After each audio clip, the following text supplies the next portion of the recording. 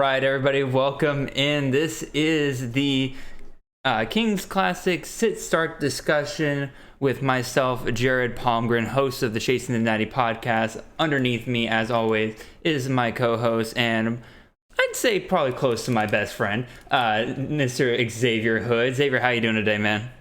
Doing all right, doing all right. It's been a good day so far. Yeah, it's been a good day, and now we have to look at how we performed last week before we get started on everything. But even still, I just want to remind everybody, thank you so much for listening. If you are watching this on YouTube, please make sure you hit that subscribe button and that notification bell. If you're listening on podcast, follow us on whatever platform you are following us on, please. And if you are on Apple Podcasts, just make sure you leave a little 5-star review there for us. We always appreciate reading those. And then if you want to follow us, I am at CFF_Jared. He is at CFF_Xavier. It is very easy to reach out to us on these platforms, whether you just add us on a tweet or if you DM us. Either way works for us. So, before we get started, is there anything you want to say, Xavier? Nope. I'm ready to get into the new week of the Kings Classic. So I guess we should start off by going back from this previous week and see how we did. Yes, indeed. Anyway, so last week was awful. Extremely awful. We scored 135 points, by far our lowest total to date, and it was almost by far the lowest amount of points scored in the week last week. Thank you, Matt Hicks, for also... No, not Matt Hicks. That was Mike Bainbridge. Mike Bainbridge scored the second lowest amount of points. He only got about 147 points. But regardless of all that, not up to our usual standard. Even going up against CFF guys, I didn't expect to win the week. However, even he only scored 106 points, so it's not like it was not inconceivable for us to score enough to win this game. But there was just too much going against us last week. As I predicted, JT Daniels pulled very early in the Vanderbilt game, to the point where he was pulled after the first quarter, only had 129 passing yards and 2 touchdowns. Got himself 17 points, so not the worst performance in the world, but man, had he kept going, it would have been great for us, but that's not what happened, and I warned Xavier about that. Sam Howell pretty much performed about roughly how we would want him, about 30 points. We would have preferred a little bit more than that, but, I can't complain too much there. And then, Xavier, you want to talk about our running backs? Sure. Yeah, we had Ty Chandler against Georgia Tech. That Georgia Tech front looked really good against the UNC run game. Even forced Sam Howell to fumble, 3-4 times. Ty Chandler couldn't get going. It was just a terrible storm for North Carolina in general. So wasn't expecting much at the end of the week, where I was just like, yeah, I don't think we're going to get much points. And then Kenneth Walker being shut down against Nebraska, a big shock for everybody. Kenneth Walker, one of the Heisman candidates. I have him in my top 5 for Heisman still, because I think he's going to be able to produce a little bit more. But yeah. All right, and then lastly, we had 2 flexes that were running backs. They were. Oh, excuse me. We had Hassan Haskins for Michigan. Played Rutgers, had 2 touchdowns, very short goal line carries for all those Blake Corum owners. I know you're kind of sad about losing out on those, but he just couldn't run the ball against Rutgers. And then we had Ches Malusi versus Wisconsin. Not the best of days, but luckily we had PPR, so he was able to get double digits, but it wasn't enough to help us. Mm-hmm. And then looking at our wide receivers, again, just not a good day all around. Raheem Jarrett and Tyler Snead. We couldn't play David Bell. We were able to get him out beforehand, but unfortunately by that point, we couldn't put in Rashee Rice, who would probably be our preferred wide receiver that we would have put in there. But even so, he had already played, so we couldn't put him in. So Tyler Snead goes in. He doesn't get to do a passing touchdown this week. Instead, he didn't get any touchdowns, and he only got us 9.5 points. Raheem Jarrett, also kind of a disappointing day. Only 1 reception for 6 yards. He did get a touchdown, which helped out a ton. Otherwise, that would have been way more depressing. And then Garrett Wilson had a pretty good day. Couldn't find the end zone, unfortunately, but even still, 124 yards, 4 receptions, got us 16 points. And then Michael Meyer, just a PPR machine, 7 receptions, 61 yards. Would have liked for him to have found the end zone, but again, you get what you get sometimes with him. So that's, again, our last week. What could we have done differently. I think definitely Xavier was getting on to me about it before we got started here. Tyler Algier, in hindsight, really was just, there was no reason not to play him, and I'm not sure how I talked myself out of playing him last week. I'll have to go back and listen, but he got 81 yards, 2 touchdowns, 1 reception for 4 yards, 21 points. Would not have won us the week. In fact, I don't think there's a single combination of our guys that would have won us the week last week, but even still. Deshaun Corbin, I trash talked him like all last video, and then he busts out for 29 points this week because, of course, that happens. So he gets to stay on our roster for another week. You saved yourself, Deshaun. And then overall, again, Rashee Rice, I would have liked to have played him over Tyler Snead, but again, he was already playing. And even still, 12 points versus like 9.5 points, it would not have saved our week. Yeah, and then Caleb Ellaby, I know we had the discussion going back and forth where we were like, oh, JT's probably going to play less and get pulled, which did happen. You thought Caleb Ellaby was going to be able to score on San Jose State, and he had 2 touchdowns, but it just wasn't enough. They were up the entire game. All they had to do was manage, so something that he could really do. So he only had like 2 more points than JT. Yeah, this was just one of those bad weeks for this team. Like, there was nothing we really could have done differently in terms of sitting and starting guys that would have changed the outcome of this game, because again, just so many of our guys in single digits, almost none of our guys outside of Sam Howell breaking 20 points. That's not going to win you any fantasy week ever. So we got to figure out how to rebound, though. We are now 2-2. We are the 5th highest team in the league still. We're the highest rated 2-2 team. I believe there are 3-1 teams ahead of us, and then 1 undefeated team still, and I do believe that is who we just faced in Josh from CFF guys. But anyway, let's move on to the actual sit-start discussion. So Xavier, would you like me to start the quarterback discussion, or would you like to get involved on that? I'll let you start off because I know you had some thoughts about this today, so I'd like to get into those.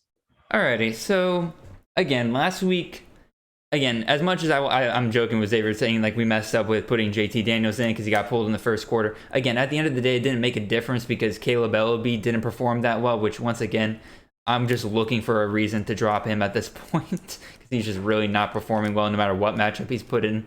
But regardless of all of that, in terms of who we should start this week, I'm going to advocate for Sam Howell again. Because he's been probably our most consistent quarterback, and because fumbles and interceptions don't get counted in this league, those are the things that really hurt you last week if they did count. So I'm going to say we keep Sam Howell, and in addition to that, Sam Howell's going up against the Duke defense, which is 88th in passing and 102nd in rushing defense. So I'm going to say that's quite the recipe for Sam Howell to do some damage through the air and on the ground. So I say absolutely we keep Sam Howell. And then I'm going to argue for putting in CJ Stroud again. He's coming back from injury from last week. He really could have played if Ohio State really wanted him to, but they did the same thing Georgia did a couple weeks ago, where they just sat him, made sure he was good, got your backup some good reps. In fact, they played against Little Air in Akron. So I'm going to advocate for CJ Stroud to come back in. Now, he is facing against a Rutgers defense, which currently is 15th in passing. However, I think that number is skewed because if you look at the teams that Rutgers has played so far, none of them, now, a good team in Michigan, don't get me wrong, but none of them have a sufficient passing attack for me to really believe that 15th passing defense number. Because look, Temple, Syracuse, Delaware, Michigan, none of those guys' passing games strike fear in the hearts of those they play. So I'm going to say I put in CJ Stroud and trust that Ohio State can hang plenty of points on Rutgers this weekend. All right. I hear you. And I would agree with you under normal circumstances. But yeah, it's a little bit of homerism and also knowing that JT Daniels will not be pulled for this game, considering that this is another top 10 matchup.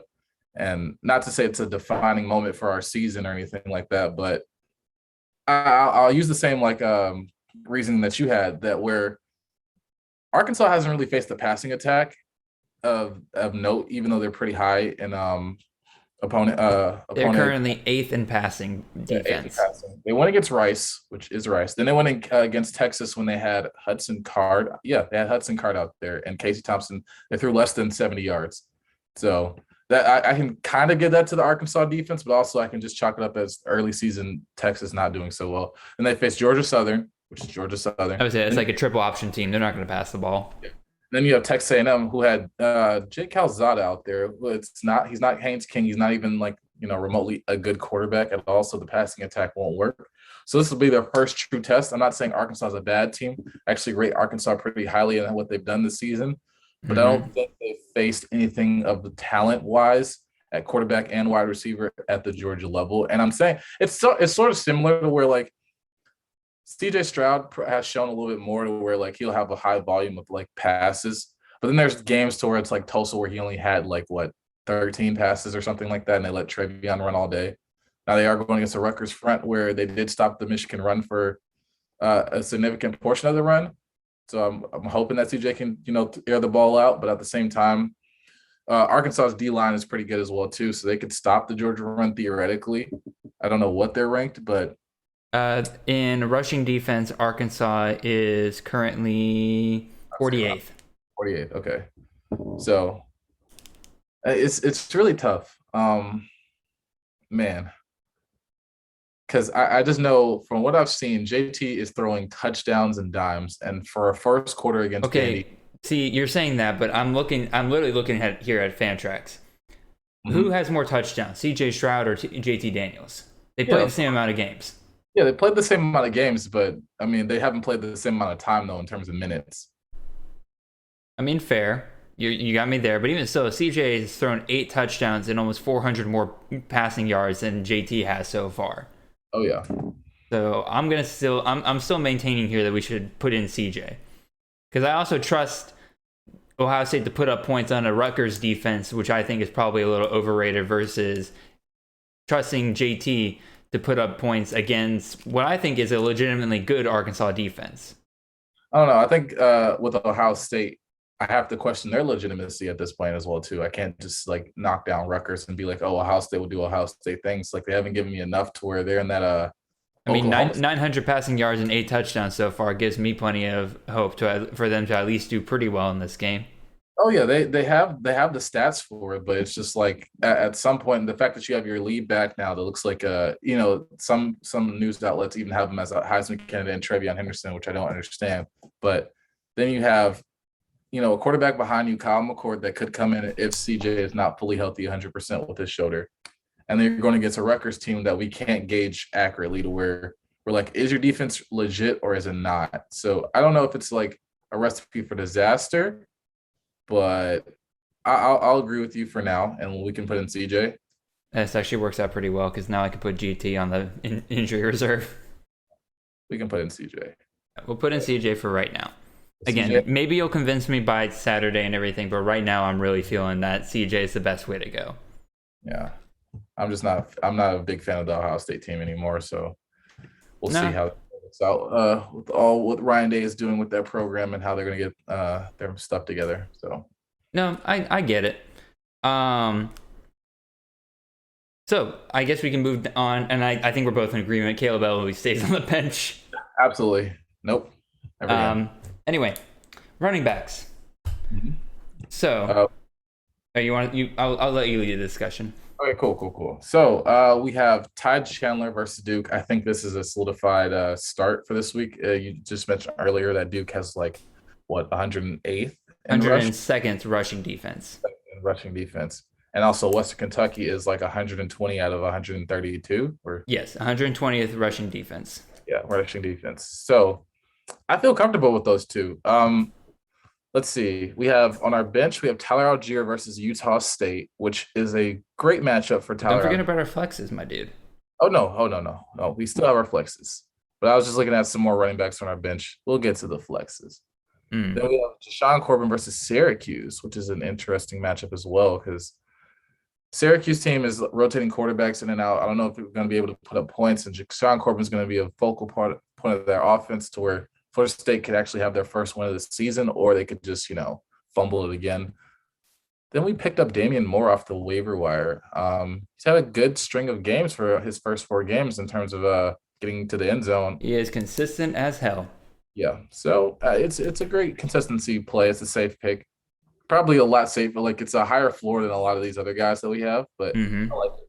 But for now, our two starting are Todd Chandler and Kenneth Walker. If you have any disagreements, I'd love to hear them. No, I'm in full agreement with you. Ty Chandler and Kenneth Walker are going against two of the worst defenses in the country, or rushing defenses in the country. So I am going to absolutely agree with you there. Looking at our flexes here, Hassan Haskins going up against Wisconsin, who is currently the number 1 rushing defense in the country. And regardless of how good that rushing attack from Michigan is, I'm not willing to chance that, especially since Hassan Haskins is that RB2 at Michigan. So I'm going to say take him out. I am going to advocate for Tyler Algier to be put in because Tyler Algier is going up against Utah State, who is 112th in rushing defense for this year. And also, I made the mistake of benching him last week going up against a weak rushing defense, and I paid the price for that. So I'm going to say Tyler Algier goes in. Now the question is, who replaces Chez Mellusi? Because I'm also not trusting him in that Michigan game either. Michigan's got a pretty decent rushing defense as well. I need to pull up the actual number. For some reason, I didn't write that one down. Rushing defense, Michigan is... where are you? Oh, they're actually pretty low. Oops. All right. Anyway. Yeah, they're 60th. So not great, but not terrible either. They're pretty average. But even still, Jalen Berger always there, kind of waiting in the wings. I will advocate for... I'm not going to advocate for Deshaun Corbin. Syracuse has the 18th best rushing defense in the country right now. So I'm going to say Deshaun Corbin, we sit this week. He'll prove me wrong again. I'm going to cry. But I'm also going to advocate for Damian Moore to go against Wazoo. They are currently 74th in rushing defense, and like you kind of mentioned earlier, Xavier, Damian Moore is just a consistent high floor play. He's not gonna be the guy that busts out for 30 points for us. But dadgummit, did we need a guy to get at least 15 points last week, and we just couldn't get any. So I think Damian Moore will be a good safe floor for us to pick over Chez Mellusi this week. Yeah, absolutely. And I think with Washington State and how defensively challenged that they are, like every year, I like this for maybe his boom or bust game to where he can have over 100 yards because he's been close. Yep. But yeah, he's getting the volume that I like at a running back, and he's getting some receiving work. So yeah, I think he'll be fine. All right. Sounds good. Looks like we're in agreement on running backs for this week. Huh? We'll go to wide receivers now. And I'm going to be honest, this is where I think we're in trouble. Just don't have very good matchups for this week. I'll run through each of our wide receivers, and I'll tell you the ranked passing defense that they're going up against. We got Raheem Jarrett going up against Iowa. They're 37th against the pass. Tyler Snead going up against Tulane. They're 108th. That's a good matchup. I'm not going to lie. Garrett Wilson going up against Rutgers.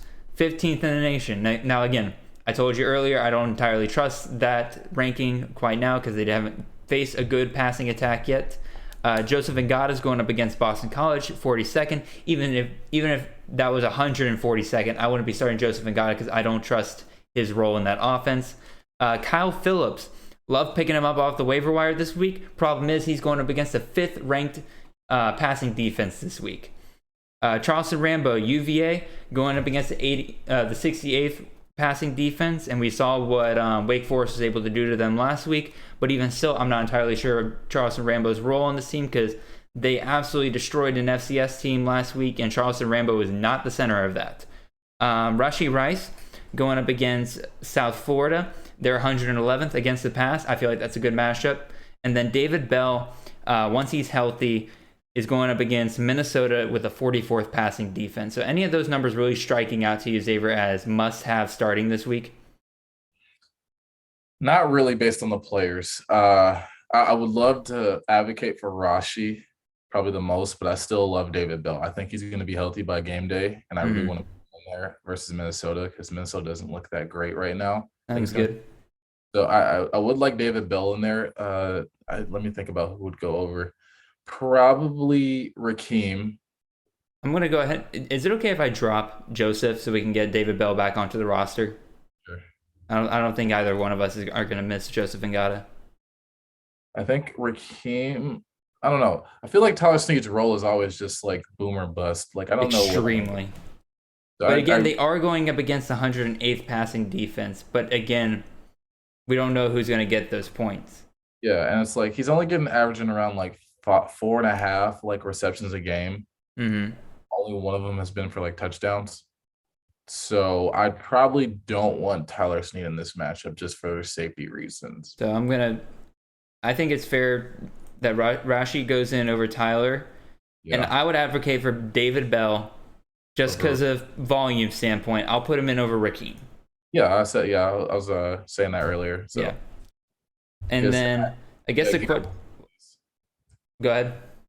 I was saying Garrett Wilson stays. I still think from a talent standpoint that he's no matter how bad the Ohio State team is playing, he'll find ways to put up points. I would agree with you. And again, like I don't trust that 15th against the pass for Rutgers.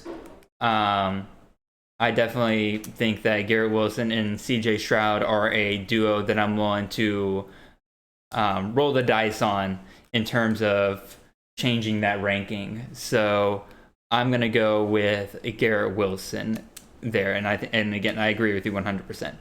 And then Michael Mayer, I think, once again, we don't have any tight ends on our bench, and there's really no reason to bench Michael Mayer. So yeah, I have no qualms there. So, Xavier, you want to give us a recap of who all we are officially starting for this week? Absolutely. So at QB, we have CJ Stroud and Sam Howell.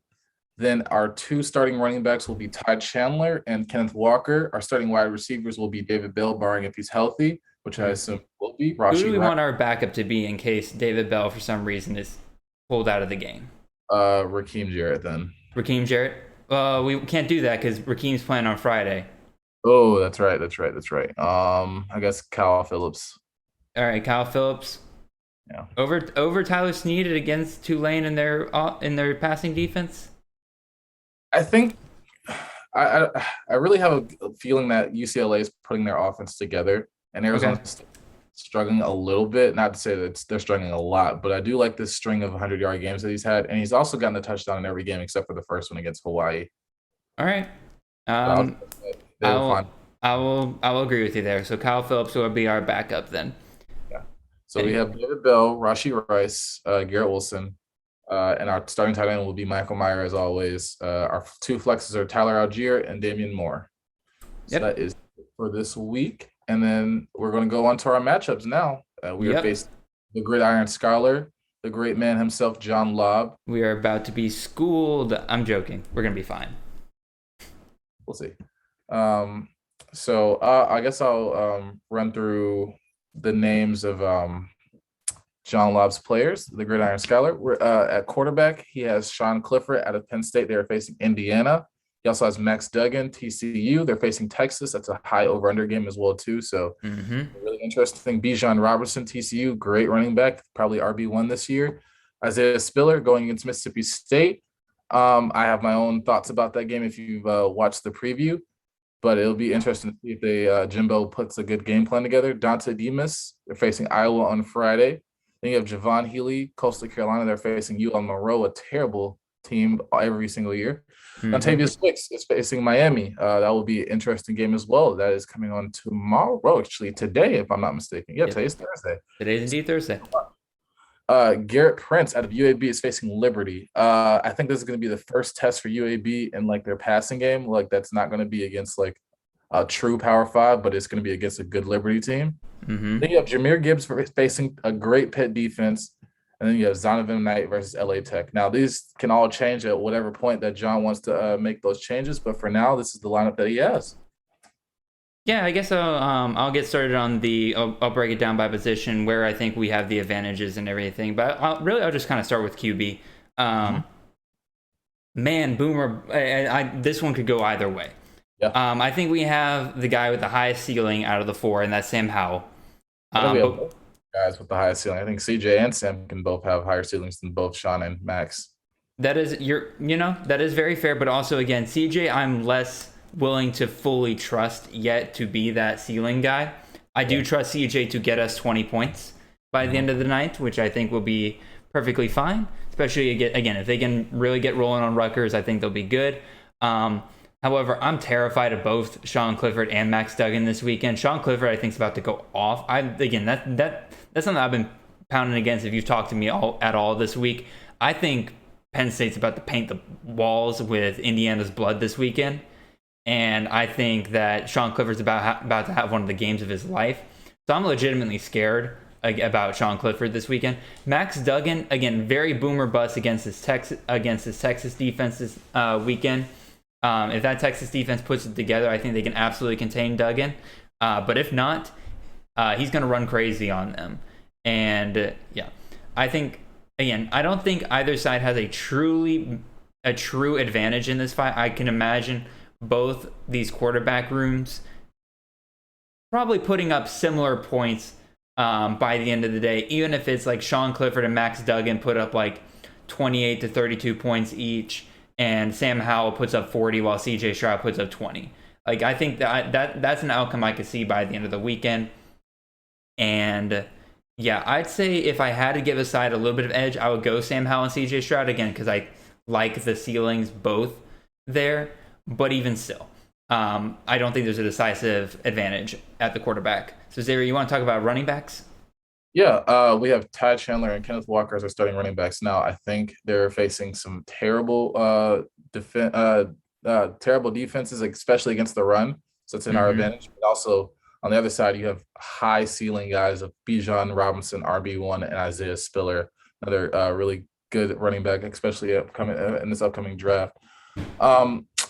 It's tough because it depends on how Jimbo uses Isaiah in this Mississippi State game. You just came off of a loss to Arkansas, and you didn't use him enough. And Bijan Robinson plays out of his mind every single week to where he's rushing and receiving. Now, Roshan Johnson kind of cuts into his like true production, but they're winning games, and Bijan's still putting up a lot of points. Mm-hmm. So I'll say this: I think based on the week and the talent that we have running back, I'll give us the advantage based on the week. If this was any other week, it would have been John Laub by a landslide for me. But I think the fact that we're facing Duke and Western Kentucky gives us a great edge. Now, it will be concerning if Kenneth Walker gets pulled early, but I don't think again, Western Kentucky is an offense that keeps them in games. So I have to imagine that Michigan State's going to want to continue to run the ball, keep their scoring opportunities at a minimum. Well, they're going to face a Michigan State defense that's probably haven't seen so far yet this year. I guess Indiana would be their closest one, so we'll see. But yeah, based on the matchups, I give it to us this side, not based on our players, but just based on the matchups, honestly. I'm gonna look up the passing yards allowed, because I'm pretty sure Michigan State's actually kind of awful against the pass. But regardless, I was looking up defensive for rushing and everything. Bijan's about to go off. TCU has the 101st rushing defense in the country, and that's going to be scary for us. But Isaiah Spiller is also going up against Mississippi State, who has the 8th best rushing defense in the country. So I think that's what's going to make the difference for this matchup at the end of the day.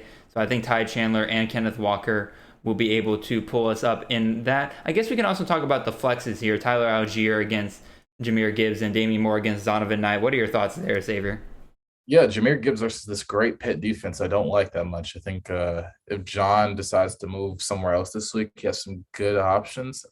He has Frank Gore, which I would probably put. And then after that, he has a lot of wide receivers. Maybe I'd put in like a Xavier Worthy or Bull Milton. Not Bull Milton, but yeah, just probably out of those two would be like Frank Gore. Oh, also he has BJ Baylor. So yeah, that's another guy I would put in over Jahmyr Gibbs. But for now, yeah, I like Tyler Algier going into Utah State. Rather than having Jahmyr Gibbs versus that great Pitt defense. And now we have Damian Moore versus Washington State, which it's Washington State. They only care about offense and never defense. And then you have Zonovan Knight facing LA Tech, which has been really good against the run this year. I don't think anybody's ran over 100 or 150 yards on them so far. So, yeah. I might double check you on that real quick, but I did also want to point out real quick. So I found Michigan State's passing defense. What do you think they are, Xavier? I have no idea. 106. So, yeah, I think Western Michigan's about to have a field day this weekend. So that'll be fun. But yeah, Anyway, we'll move on to our wide receivers now, and I'll kind of break this down for us. We got David Bell, Rashee Rice, Garrett Wilson. They'll be going up against Dante Demas, Javon Haley, Dontavian Wicks. I'm going to give John the edge here based on Javon Haley and Dontavian Wicks. Dante Demas, I think, is going to suffer for the same reason why we bench Raheem Jarrett. And so I don't trust him in that matchup against Iowa. Even though I did pick Maryland to win that game, I think that'll be based on rushing more than anything else. But even still, Javon Haley, I think, going up against UL Monroe, that's just a bad matchup for us. And I think that he's absolutely going to be putting up points. And again, Dontavian Wicks going up against one of the worst tackling defenses in the country in Miami. I absolutely expect him to explode on the scene. And again, for us, there's just too many question marks, really, for our wide receivers this week. Garrett Wilson, again, I trust Garrett Wilson. I trust Ohio State's offense for now, going up against Rutgers. But again, Rutgers has shown so far that they can defend the pass. It's not like Rutgers of the past, where no matter who they go up against, they give up like 300 yards passing. It's not this Rutgers team. So I think there is a chance that Ohio State struggles passing against Rutgers. Rashee Rice going against South Florida. Again, I like the matchup there. I don't like the possibility of Rashee being ignored entirely for other options on the SMU offense. And then you have David Bell coming off of injury. We don't know how much they're going to be willing to involve him in the how much they're going to be involving him in this game, especially if they think they can put this game out of reach in Minnesota pretty quickly. Yep. So too many question marks for me there. I'm going to give John Laub the edge at wide receiver for this week. Yeah. I definitely love the matchups of Javon and Dontavian. But I think David Bell having a week of remove from football to, hopefully get his health back to 100% with his concussion. And then Rashee Rice going against South Florida. Mm-hmm. I think, even though Danny Gray seems to be that number one receiver, Rashee Rice still finds a way, like in some of those blowout games, to get on the board. And I think this is going to be one of them, to where he'll get he's getting like 4 receptions a game and almost a touchdown a game. So maybe this will be the one where he gets like 2. I do like that upside of the ceiling. And Garrett Wilson, he's going to find the end zone one of these days. Like the first 3 games. And then last week he just couldn't because Kyle McCord was just finding other receivers. But he's going to get 100 yards or something close, remotely close to that, and he's going to get a bunch of targets for us to help out a lot. So I like the consistency of all this to put together. And it's just only I think Dante Demas versus Iowa. Now, I'm a big, not to say advocate or anything, but I have a sneaky suspicion that Iowa is not as good as what, the AP poll and a lot of people may think. Like I'm excited that they are top 5 and that they're in the Big Ten and they've won some big games so far. But I haven't been truly impressed enough to consider them a top 5 team and to rave about this defense now that they're going to get to a great Maryland offense. So it's going to be an interesting game. So either way, it can go either way. But, yeah, that's mainly it. I'll give us the edge a little bit, though, just by a smidge. Nah, I'm definitely giving John the edge there. I think we have the edge at running back. I think we have the slight edge at quarterback. Tight ends, if you go off recent production, his tight end in Garrett Prince out of UAB definitely has Michael Mayer beat, but also I think Michael Mayer is a massive focal point of this Notre Dame offense. He's going to need to be against Cincinnati, and his problem is just that he hasn't found the end zone the past couple of weeks, while Garrett Prince has. If I can look at Garrett Prince's stats here real quick. 3 receptions for 136 yards, 2 touchdowns. 3 receptions, that's like what? Over 40 points or 40 yards of reception? That's not sustainable. Last week against Tulane, saw 6 receptions, 65 yards, still found the end zone twice. The 6 receptions for 65 yards, I think that's relatively sustainable. That's about 10 yards per catch. 2 touchdowns, though. Again, I don't think he's going to find the end zone twice every single week. So I think at the end of the day, as well too. So that's going to be a little bit tougher than what they're facing so far. That is true. They are going up against Liberty. And and I don't have Liberty's passing defense up for me. But again, just based off on what I've seen, Liberty's been able to hold teams pretty low. Again, they just couldn't hold Syracuse low enough last week. So again, in matchups like this where it looks like the stats are relatively even as far as I can tell, I think I'm going to lean towards the talent, and I'm going to say that Michael Mayer is probably going to be the better tight end by the end of the week. If he's not, that's going to be very concerning for us going forward, especially if he doesn't have a good game this weekend at all. So, well, I think we have to consider the fact that I know Jack Scone is still a little bit injured, and Drew Pine is taking first-team reps based off of what I've just seen recently. So I think it may depend on the quarterback as well, too. Mm-hmm.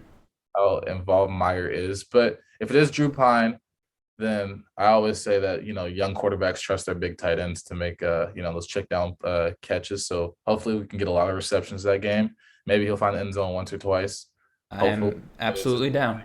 I subscribe to this reality. Yeah. Anyway. Sorry, go ahead. Defensive front. So it will be tough for whatever quarterback walks out and gets that start or that nod. But I'm expecting Michael Mayer to hopefully have a good weekend to show out versus a good opponent. Yeah, I am definitely hoping so as well. Cincinnati is number 19 against the pass, so oof. But regardless, I trust Michael Mayer. I trust the talent there. So overall, I'm going to predict us to have the win.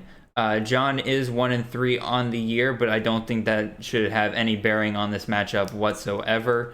I think we win this matchup, but I think we win it by less than 20 points. I want to say we win by more than 40. Oh, okay. Where do you see that? I'm curious now. Where are you seeing these 40 points come from? I think Sam Howell always during bounce back games. True. I love a lot. CJ Stroud, if the Rutgers defense is truly suspect as we both think, then I think it's going to be a great opportunity to throw because we have 6-point passing touchdowns. I think Sean Clifford versus Indiana. I mean, I know you're excited about Sean Clifford, maybe like about to have the game of his life, but I know Sean Clifford to where I've seen him have lows, and I always have to have a hesitancy about him. His low so far this year has been 16 points. Everything else has been 27, 24, 39. Oh, absolutely. But we'll see. I mean, I guess, it's tough. It's tough to read the Big Ten, and also they did face Auburn, but now it's tough to gauge what Auburn really is too. Mm. But I think with Kenneth Walker mainly, I think this is going to be a good bounce back week for him, to where if the Western Kentucky is putting up points, then he's going to be he's going to be a 3-down back all day long from all the way to the fourth. So, yep, I think that's really it. And our flexes, I think our flexes are going to help out too. I do agree with you. Our entire running back core for this week, I'm feeling pretty good about, which probably means they'll all score less than 10 points, because that's just how my luck works. But even still, I think that's a pretty good cover for this week. I want to thank everybody for listening once again to the Kings Classic Sit-Start discussion for Week 5. Xavier, thank you once again for joining me and making sure that this partnership that we have for joint owning a fantasy team has been smooth and painless as possible. Yep. Again, once again, reminding everybody, please make sure you subscribe to our YouTube channel. Make sure you hit that notification bell, all those good jazz. Please make your comments down below. Do you think we made the right decisions on who we're sitting and who we are starting? Do you think that we could have done better in terms of, some of our decisions that we made, maybe some of the guys that we picked up this week you don't like a lot? Let us know. We want to hear from you guys. In addition, make sure you're following us on Twitter. I am CFF_Jared. He is at CFF_Xavier. Trying to think anything else. Yes, on all podcast platforms, make sure you're following us on Apple Podcasts. Leave those 5-star reviews. Those are nice and wonderful, and we love reading them. Xavier, do you have anything else before we head out of here? No, that's pretty much it. Hope we have a good week and that we can come back and tell y'all the great weekend that we had. So we look forward to the next one next time. Sounds good. All right. See y'all.